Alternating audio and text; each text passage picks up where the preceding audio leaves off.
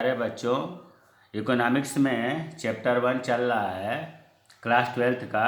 और उसमें लेक्चर 6 है। पहले 5 हमने लेक्चर दे दिया है। हम कल वाले लेक्चर में बताया था कि उत्पादन संभावना वक्र की 3 विशेषताएं हैं और ये तीनों विशेषताएं अलग अलग क्वेश्चन बन जाता है। पहला विशेषता हमने बताया था कि उत्पादन संभावना वक्र जो है बाएं से दाएं गिरता है, नीचे को ढालू होता है। तो आते हैं, हम देखते हैं उत्पादन संभावना वक्र बाएं से दाएं नीचे की ओर ढालू क्यों होता है। मान लीजिए कि दो वस्तु है, एक्स वस्तु और वाई वस्तु। या ध्यान से देखना बच्चों। और कुल संसाधन मान लिया कि मानो 4 हैं, 4 संसाधन है। अब हमें दो वस्तुओं का उत्पादन करना है। कितने वस्तुओं का? 2 वस्तुओं का। और कुल संसाधन कितने हैं? 4। तो मान लिया कि पहले हम एक्स वस्तु का उत्पादन नहीं किया, टोटल संसाधन वाई वस्तु के उत्पादन में लगा दिया। ठीक है, यहाँ पर जो है एक्स वस्तु का उत्पादन नहीं हुआ, वाई वस्तु का हमने उत्पादन किया। पूर्ण रोजगार की स्थिति में सभी संसाधन लगा दिए। अब आगे चल कर के एक्स वस्तु की 1 इकाई हमने वृद्धि किया। तो जब हमें पता है कि पूर्ण रोजगार की स्थिति में अब हमारे पास संसाधन तो है नहीं और एक्स वस्तु का उत्पादन करने लगे, तो फिर वाई वस्तु की संसाधनों को त्यागना पड़ेगा, कम करना पड़ेगा। तो जब हम 1 इकाई वस्तु का उत्पादन करना चाहे तो वाई वस्तु में हमें कम करना पड़ा संसाधन को।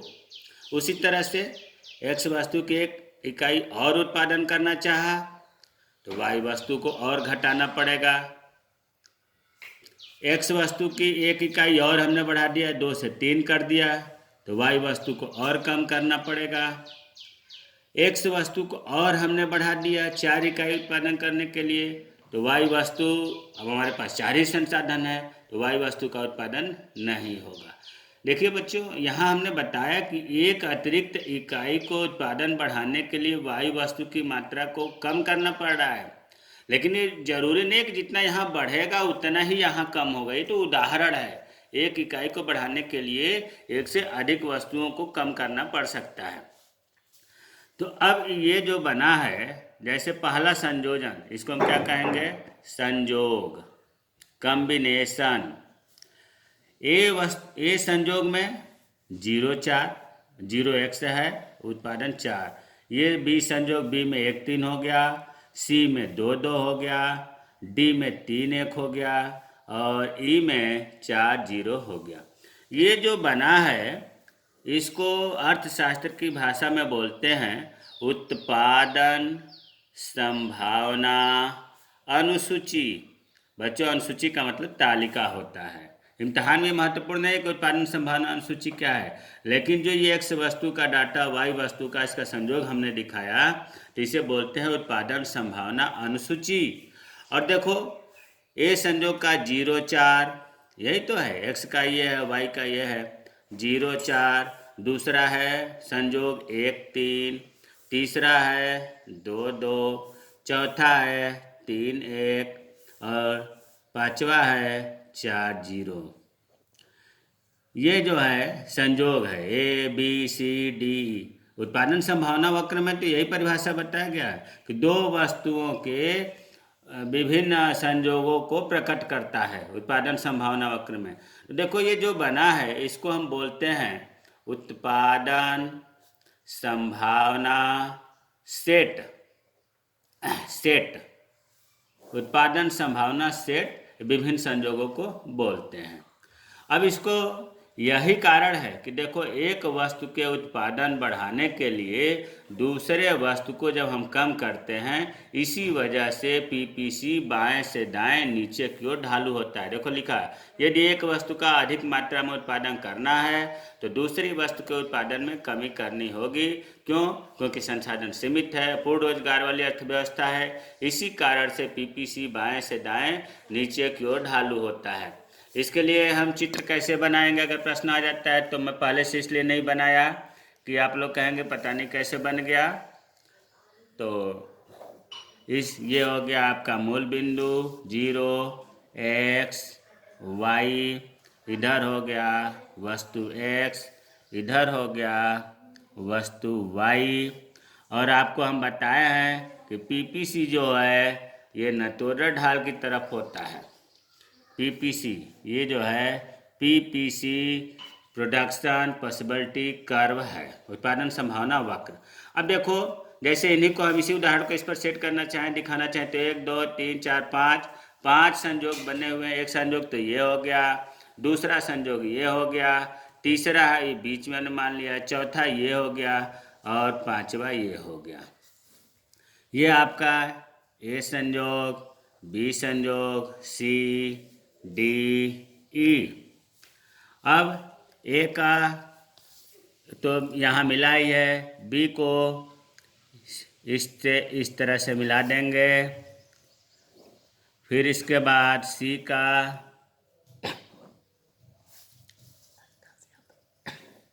फिर इसके बाद डी का,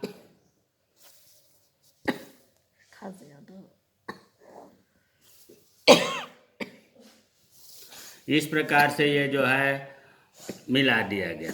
यहाँ ए का लिख दिया गया 0 4, बी का लिख दिया गया 1 3, सी का लिख दिया गया 2 2, डी का लिख दिया गया 3 1 और 4 का लिख दिया गया 4 0।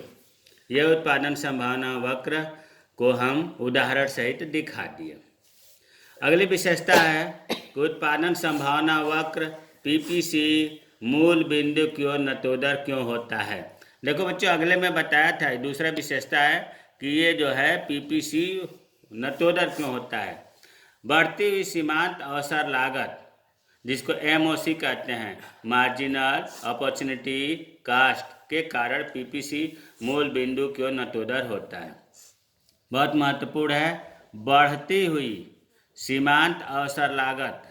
सीमांत अवसर लागत क्या है? सीमांत अवसर लागत जिसको हम कहते हैं एमओसी, मार्जिनल अपॉर्चुनिटी कास्ट।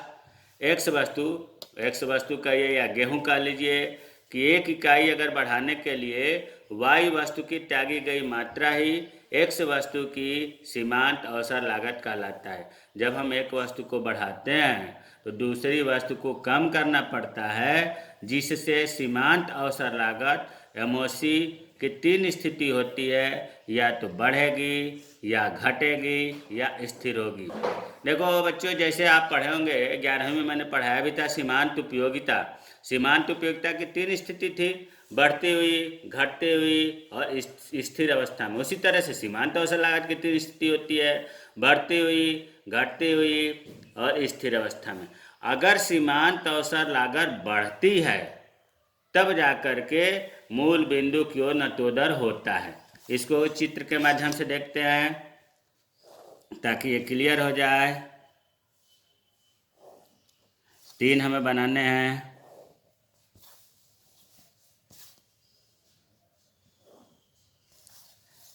जगह कम पड़ रही है, कोई बात नहीं, ये हो गया। यहाँ लिख दिया हमने O X Y 0 X Y 0 X Y। X वस्तु, Y वस्तु, कुछ भी हो सकता है। X वस्तु, Y वस्तु, X वस्तु, Y वस्तु। अब देखिए, इस तरह से आपको बताया गया है कि पीपीसी, ये क्या है? पीपीसी उत्पादन संभावना वक्र। तो ये नतोदर, इस स्थिति को नतोदर बोलते हैं। नतोदर यह कब होता है? जब सीमांत अवसर लागत बढ़ती हुई अवस्था में होता है। एमओसी बढ़ती हुई अवस्था में, एमओसी नहीं अगर समझ में आ रहा है तो सीमांत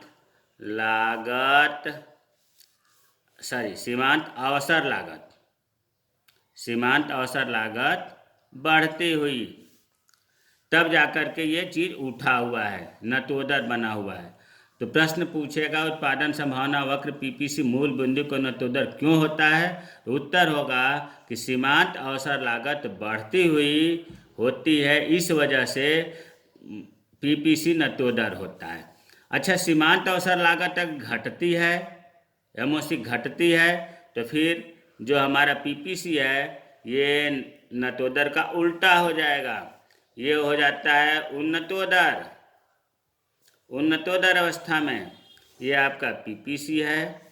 इस यहाँ पर एमओसी जो है घटती, अगर ऊपर तीर है तो इसका मतलब बढ़ती हुई, अगर नीचे तीर है तो इसे घटती हुई कहते हैं। एमओसी अगर नहीं समझ में आ रहा है तो आप ये लिखेंगे सीमांत अवसर लागत घटती हुई। और अगर सीमांत अवसर लागत उन्नतोदर बना दिया तो इसका मतलब कि एमओसी घट रही है। अब पीपीसी अगर सीधी अवस्था में है, सीधी, तो इसका मतलब हुआ ये जो है पीपीसी है, उत्पादन संभावना होगा। अगर सीधी हो गई तो यहाँ पर जो है एमओसी स्थिर है, न घट रही है न बढ़ रही है। सीमांत अवसर लागत स्थिर है। तो बच्चों यहाँ हमने केवल ये समझाया है कि उत्पादन संभावना वक्र मूल बिंदु को नतोदर क्यों होता है, तो बढ़ती हुई सीमांत अवसर लागत के कारण। लेकिन यह भी प्रश्न पूछा जा सकता है कि पीपीसी उन्नतोदर कब होता है, तो इसका उत्तर होगा सीमांत अवसर लागत जब घटती हुई होती है तो पीपीसी उन्नतोदर होता है। तीसरा प्रश्न इसमें बन सकता है कि पीपीसी सीधी रेखा में कब होती है, तो इसका उत्तर होगा कि सीमांत अवसर लागत स्थिर होती है, तब जो है पीपीसी सीधी रेखा बनती है। बहुत महत्वपूर्ण है। छोटे छोटे प्रश्न इसमें ढेर सारे बनते हैं। उत्पादन संभावना वक्र की विशेषता है कि मूल बिंदु का नतोदर होता है, लेकिन इसमें पूछा जा सकता है प्रश्न पीपीसी उन्नतोदर कब होता है, पीपीसी नतोदर कब होता है, पीपीसी स्थिर कब होता है, तो इसका उत्तर सीमांत अवसर लागत से निकलेगा। सीमांत अवसर लागत बढ़ती हुई होगा, सीमांत अवसर लागत घटती हुई होगा, सीमांत अवसर लागत स्थिर अवस्था में होगा। तो इसे बढ़िया से नोट में बना लीजिएगा, ग्राफ कच्ची पेंसिल से बनाइएगा, सुंदर बनाइएगा और हमारे व्हाट्सएप पर भेज दीजिएगा, मैं देख लूँगा। धन्यवाद।